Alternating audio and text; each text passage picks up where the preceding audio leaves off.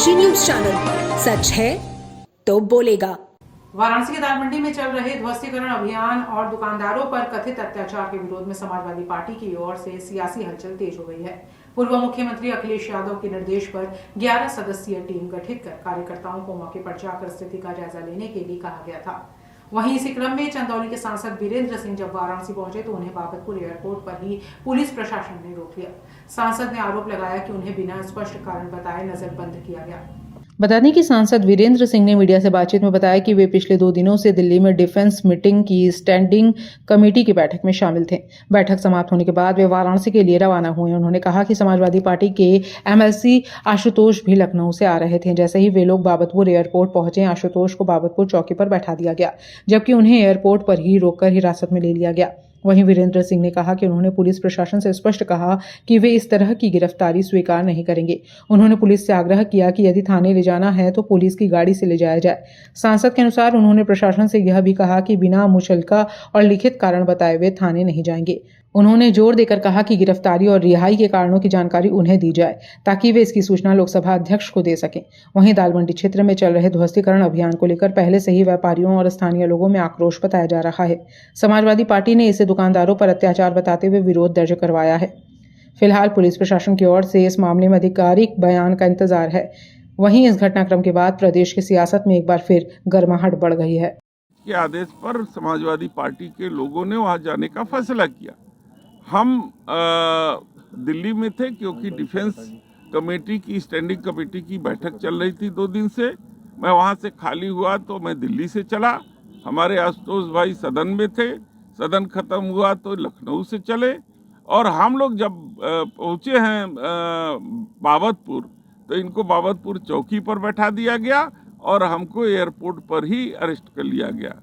मैंने उनसे कहा कि हम ऐसे अरेस्ट नहीं मानेंगे और कहें थाना चलना है आपको। हम कहे थाने में अपनी गाड़ी से मैं नहीं जाऊंगा, मैं आपके सरकारी वाहन से जाऊंगा, चाहे आप वैन ले आइए चाहे जीप पर ले चलिए। और लेकिन जब मैं थाने पर जाऊंगा तो बिना मुचलका दस्तखत किए मैं नहीं आऊंगा।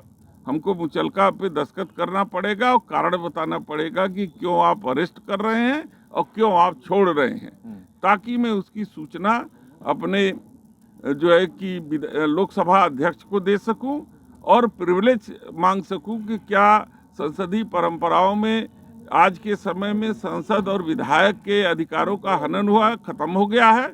वो विशेषाधिकार जो हमें प्राप्त है वो विलुप्त हो गया है।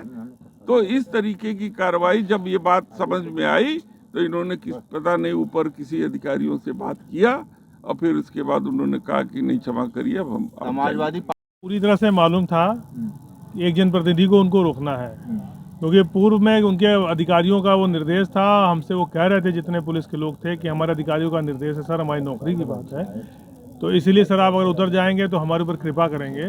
तो मैंने कहा कोई दिक्कत नहीं है, आप अपने अधिकारियों के आदेश मानिए और हम अपने नेता का आदेश मानेंगे। लेकिन ये है कि लोकतंत्र में और संविधान, लोकतंत्र की आत्मा होती है संविधान, और संविधान से ऊपर कोई नहीं है। तो संविधान के जो अनुच्छेद हैं उनके तहत अगर हमको गिरफ्तार अगर आप कर रहे हैं तो गिरफ्तारी की जानकारी हमको भी दीजिए कि गिरफ्तार कर रहे हैं, क्या मेरा गुनाह है, किस गुनाह में मुझे गिरफ्तार किया जा रहा है। आदरणीय सांसद जी से भी मेरी बात हुई, इन्होंने बताया सही बात है, प्रिविलेज हम लोगों का है, हमारी गिरफ्तारी होगी तो उसकी सूचना सदन को देनी पड़ेगी। भाई पूर्व में भी जिस तरह से हमें गिरफ्तार किया गया इसकी सूचना सदन को नहीं दी गई। आज डीजीपी जांच कर रहे हैं आगे वरिष्ठ अधिकारियों के बनारस के। आने वाले समय में हो सकता है कि किसी बड़े अधिकारी के खिलाफ कार्रवाई भी हो। तो आज किसी भी जनप्रतिनिधि के विशेषाधिकार का हनन अगर होगा तो आने वाले समय में इसका खामियाजा या अधिकारी को भुगतना पड़ेगा। तो इसीलिए जब इस सब की जानकारी उनको हुई कि नहीं वापस अगर गिरफ्तार करेंगे तो सदन को सूचना देनी पड़ेगी, तो हमें भी छोड़ दिया। आदरणीय सांसद जी से मेरी बात हुई, इनको भी, सांसद जी को भी हमसे पहले आप ही ने बात करके सारी चीज़ों को ठीक कर दिया। अक्सर देखा गया है कि उत्तर प्रदेश में जो सरकार चल रही है वो एकदम अलोकतांत्रिक है और वो पूरी तरह से संविधान विरोधी सरकार है। और जब हम लोग संवैधानिक तरीके से, शांतिपूर्ण तरीके से जाना चाहते हैं, हम जानकारी करना चाहते हैं कि हमारे बनारस के लोग, देश के प्रधानमंत्री जी का विधान, ये लोकसभा है, यहाँ पर क्या स्थिति है, लोग परेशान हैं, रो रहे हैं, बिलख रहे हैं, अपने घरों में आग लगा रहे हैं, तो क्या कारण है? अगर ये हम जानना चाहते हैं तो ये हमारा गुनाह नहीं है, इसको हमें और जानने का अधिकार है, हम उस चीज़ को जानना चाहते हैं। लेकिन सरकार ये चीज़ें चाहती नहीं कि जनता की चीज़ें सदन से सड़क तक हर जगह जानकारी भी लोगों के आए कि जो इनकी कमियां हैं, इनकी कमियां हम गिना सकें। सदन में जब मौका मिला, मैंने दाल मंडी के प्रकरण को भी उठाने का काम किया। मणिकर्णिका घाट में भी जो तोड़ फोड़ी, उसको भी सदन में मैंने उठाने का काम किया है। और सरकार के पास जवाब नहीं था, माननीय हमारे उप मुख्यमंत्री जवाब नहीं दे पा रहे थे।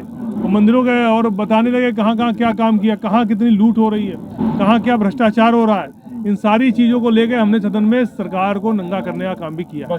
पूर्वांचल की खबरों से जुड़े रहने के लिए आज ही सब्सक्राइब करें हमारा YouTube चैनल डनकाशी। और हाँ, लेटेस्ट अपडेट्स के लिए बेल आइकन को प्रेस करना ना भूलें। और आपके पास है कोई जानकारी या है कोई सूचना तो हमारे दिए गए नंबर पर आप हमसे संपर्क कर सकते हैं।